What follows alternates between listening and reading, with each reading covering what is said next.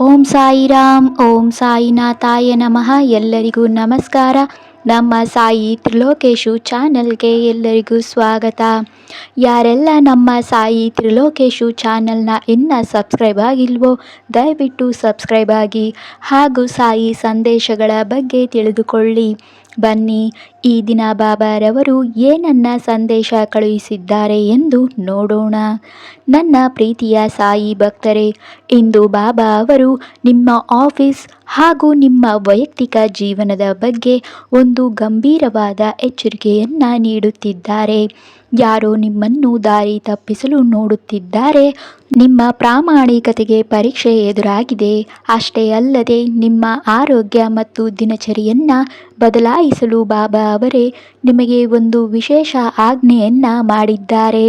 ಹಾಗಾದರೆ ಇಂದಿನ ಸಾಯಿ ಸಂದೇಶದಲ್ಲಿ ಬಾಬಾ ನಿಮಗೆ ಏನು ಹೇಳಿದ್ದಾರೆ, ನಿಮ್ಮನ್ನು ಕಾಯುತ್ತಿರುವ ಆ ಪವಾಡ ಯಾವುದು ಎಂದು ತಿಳಿಯಲು ಈ ವಿಡಿಯೋವನ್ನು ಕೊನೆಯವರೆಗೂ ಭಕ್ತಿಯಿಂದ ಆಲಿಸಿ.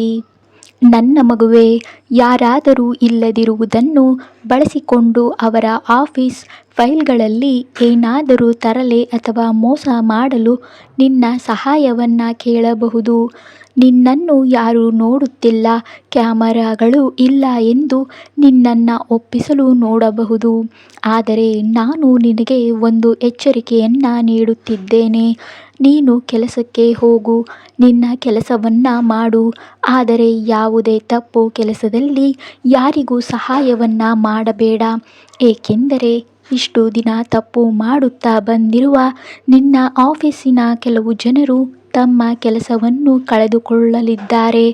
ಅವರು ಮಾಡಿದ ಪಾಪಕ್ಕೆ ಶಿಕ್ಷೆ ಅನುಭವಿಸುವ ಸಮಯ ಬಂದಿದೆ. ಈಗ ಕೊನೆಯಲ್ಲಿ ನೀನು ನಿನ್ನ ಕರ್ಮವನ್ನು ಅದಕ್ಕೆ ಸೇರಿಸಬೇಡ. ನೀನು ತಪ್ಪು ಮಾಡಿದರೆ ನೀನು ಸಾಯಿ ಭಕ್ತನಾಗಿರುವುದರಿಂದ ನಿನಗೆ ಮೊದಲು ಶಿಕ್ಷೆಯಾಗುತ್ತದೆ. ನನ್ನ ಮಕ್ಕಳೇ, ತಪ್ಪು ಮಾಡಿದರೆ ಉಳಿದವರಿಗೆ ನಾನೇನು ಕಲಿಸಲಿ? ನಿನಗೆ ಹಣದ ಆಮಿಷ ಒಡ್ಡಬಹುದು, ಆರಾಮ ಅಥವಾ ಕುರ್ಚಿಯ ಆಸೆಯನ್ನು ತೋರಿಸಬಹುದು. ಆದರೆ ನಿನ್ನ ಮನಸ್ಸು ಕದಡಬಾರದು. ಇಂದು ನಿನ್ನ ಮನಸ್ಸಿನ ಪರೀಕ್ಷೆ ಇದೆ. ಇದರಲ್ಲಿ ನೀನು ಗೆದ್ದು ಹೊರಬರಬೇಕು. ಇದರ ನಂತರ ನಡೆಯುವ ಪವಾಡವನ್ನು ನೀನೇ ನೋಡುತ್ತೀಯ. ಇತ್ತೀಚಿನ ದಿನಗಳಲ್ಲಿ ಜನರಿಗೆ ಅರ್ಧ ಜ್ಞಾನ ಇಟ್ಟುಕೊಂಡು ವಾದ ಮಾಡುವ ಅಭ್ಯಾಸವಾಗಿದೆ. ಆದರೆ ನೀನು ನಿನ್ನ ಓದು ಮತ್ತು ಪ್ರಾಮಾಣಿಕತೆಯ ಮೇಲಷ್ಟೇ ನಂಬಿಕೆಯನ್ನು ಇಡು. ಮೇಲರಿಮೆಯ ಜ್ಞಾನ ಇಟ್ಟುಕೊಂಡು ಯಾರೂ ಜ್ಞಾನಿಗಳಾಗಲು ಸಾಧ್ಯವಿಲ್ಲ. ಅದು ತುಂಬ ಅಪಾಯಕಾರಿ. ಅಂತಹ ಜನರು ನಿನ್ನ ಬಳಿ ಬಂದರೆ ನೀನು ನಿನ್ನ ಪೆನ್ನಿನಿಂದ ಯಾವುದು ಸರಿಯೋ ಅದನ್ನೇ ಬರೆಯಬೇಕು. ಯಾರದೋ ಮಾತಿಗೆ ಸಿಲುಕಬೇಡ.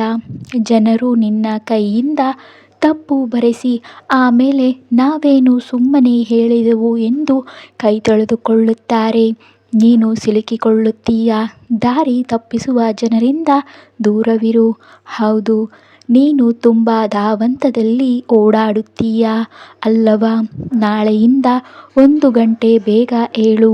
ಇದು ನನ್ನ ಆಜ್ಞೆ. ರಸ್ತೆಯಲ್ಲಿ ಗಡಿಬಿಡಿಯಿಂದ ಓಡುವುದಕ್ಕಿಂತ ಮುಂಚಿತವಾಗಿ ಏಳುವುದು ಒಳ್ಳೆಯದು. ವಾರದ ಮೊದಲ 3-4 ದಿನಗಳು ಸೋಮವಾರ, ಮಂಗಳವಾರ, ಬುಧವಾರ ಆಫೀಸಿನಲ್ಲಿ ತುಂಬ ಕೆಲಸ ಇರುತ್ತದೆ. ಆದ್ದರಿಂದ ಈ ದಿನಗಳಲ್ಲಿ ಮನೆಯ ಕೆಲಸಗಳನ್ನು ಸರಳಗೊಳಿಸು. ರಾತ್ರಿಯೇ ಬಟ್ಟೆ, ಬ್ಯಾಗ್ ರೆಡಿ ಮಾಡಿಕೊಂಡು ಬೆಳಗ್ಗೆ ಆಫೀಸಿಗೆ ಸುಸ್ತಾಗಿ ಹೋಗಬೇಡ. ತಾಜಾತನದಿಂದ ಹೋಗು. ನಿನ್ನನ್ನು ಸತಾಯಿಸುವವರು ಬಹಳ ಜನರಿದ್ದಾರೆ. ಆದರೆ ನಿನ್ನ ಮಕ್ಕಳ ಸಂಸಾರದ ಚಿಂತೆ ನೀನು ಮಾಡಬೇಡ. ಎಲ್ಲವನ್ನೂ ನಾನೇ ನೋಡಿಕೊಳ್ಳುತ್ತಿದ್ದೇನೆ. ನಿನ್ನ ಕಷ್ಟಕ್ಕೆ ನಾನು ಒಳ್ಳೆಯ ಫಲವನ್ನು ನೀಡುತ್ತೇನೆ. ಸ್ವಲ್ಪ ತಾಳ್ಮೆ ಇರಲಿ. ಜೀವನದಲ್ಲಿ ಕೇವಲ ಕಳೆಯಬೇಡ, ಸಂತೋಷದಿಂದ ಬಾಳು. ನಿನಗೆ ಇಷ್ಟ ಇರುವವರನ್ನು ಜೊತೆಯಲ್ಲಿ ಇಟ್ಟುಕೋ. ಇಷ್ಟ ಇಲ್ಲದವರನ್ನು ದೂರ ಮಾಡು. ಮಾರುಕಟ್ಟೆಯಲ್ಲಿ ಸಿಗುವ ಕೆಲವು ವಸ್ತುಗಳನ್ನು ಮನೆಯಲ್ಲೇ ಮಾಡಲು ಹೋಗಿ ಸಮಯ ವ್ಯರ್ಥ ಮಾಡಬೇಡ. ತರಕಾರಿ ಹಣ್ಣುಗಳನ್ನು ತಾಜಾ ತಂದು ತಿನ್ನು. ನಿನ್ನನ್ನು ತುಂಬ ಸತಾಯಿಸಲಾಗುತ್ತಿದೆ. ಒಬ್ಬ ಮನುಷ್ಯನಿಗೆ ಇಷ್ಟೊಂದು ಕೆಲಸ ಸರಿಯಲ್ಲ. ದಿನದಲ್ಲಿ ಅರ್ಧ ಗಂಟೆ ಧ್ಯಾನ ಮತ್ತು 1 ಗಂಟೆ ಯೋಗ ಅಥವಾ ವ್ಯಾಯಾಮಕ್ಕಾಗಿ ಮೀಸಲಿಡು. ನಿನ್ನ 24 ಗಂಟೆಗಳನ್ನು ಬೇರೆಯವರಿಗಾಗಿ ತ್ಯಾಗ ಮಾಡಬೇಡ. ಯಾವಾಗಲೂ ನಗುತ್ತಾ ಖುಷಿಯಾಗಿ ಇರು. ನೀನು ಭೂತ ಪ್ರೇತಗಳ ಬಗ್ಗೆ ಯೋಚಿಸಿ ಪ್ರತಿ ರಾತ್ರಿ ಹೆದರುತ್ತೀಯಾ? ನಿನಗೆ ಸುತ್ತಮುತ್ತ ಯಾವುದೋ ಆತ್ಮ ಇರುವಂತೆ ಭಾಸವಾಗುತ್ತದೆ. ಆದರೆ ಮಾನವನೇ ಆಗಲಿ ದಾನವನೇ ಆಗಲಿ ಎಲ್ಲರ ಸೃಷ್ಟಿಕರ್ತ ನಾನೇ ಅಲ್ಲವಾ? ಮತ್ತೆ ಏಕೆ ಹೆದರುತ್ತೀಯಾ? ನನ್ನ ಅನುಮತಿ ಇಲ್ಲದೆ ನಿನಗೆ ಯಾರೂ ತೊಂದರೆ ಕೊಡಲು ಸಾಧ್ಯವಿಲ್ಲ.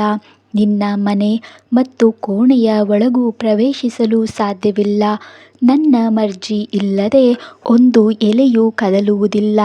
ಆದ್ದರಿಂದ ಈ ಭಯವನ್ನು ನಿನ್ನ ಮನಸ್ಸಿನಿಂದ ಹೊರಹಾಕು. ಕೆಲವೊಮ್ಮೆ ನಿನ್ನ ಕೋಣೆಯಲ್ಲಿ ಯಾರೋ ಇದ್ದಾರೆ ಎಂಬ ಭಾಸ ನಿನಗೆ ನಿಜವಾಗಿಯೇ ಆಗುತ್ತದೆ. ಆದರೆ ಅಲ್ಲಿರುವುದು ಬೇರೆ ಯಾರೂ ಅಲ್ಲ, ನನ್ನ ಉಪಸ್ಥಿತಿಯಾಗಿರುತ್ತದೆ.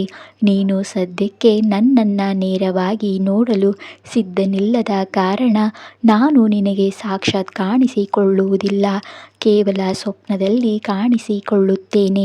ಈ ಭಯವನ್ನು ನೀನೇ ಹೊರಹಾಕಬೇಕು. ನೀನು ಯಾರದೇ ವಸ್ತುವನ್ನು ಮುಟ್ಟಿಲ್ಲ, ಯಾರಿಗೂ ದ್ರೋಹವನ್ನೂ ಮಾಡಿಲ್ಲ. ಯಾರೋ ನಿನಗೆ ಶಾಪ ಹಾಕಿದರೆ ಅಥವಾ ನಿನ್ನ ಮೇಲೆ ಆರೋಪ ಹೊರಿಸಿದರೆ ಹೆದರಬೇಡ.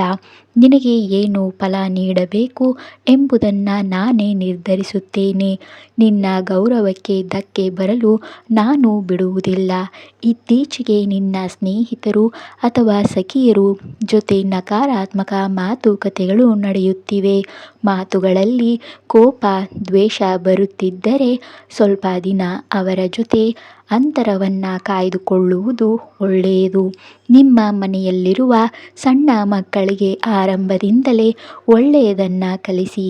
ಯಾರನ್ನೂ ಅವರ ಚರ್ಮದ ಬಣ್ಣದ ಆಧಾರದ ಮೇಲೆ ತಾರತಮ್ಯ ಮಾಡದಂತೆ, ಹಾಸ್ಯ ಮಾಡದಂತೆ ಕಲಿಸಿ. ಬಿಳಿ ಬಣ್ಣ ಎಷ್ಟು ಸುಂದರವೋ ಕಪ್ಪು ಬಣ್ಣವೂ ಅಷ್ಟೇ ಸುಂದರ. ಇಡೀ ಜಗತ್ತು ಮಾ ಕಾಳಿಕೆಯನ್ನು ಪೂಜಿಸುವುದಿಲ್ಲವೇ?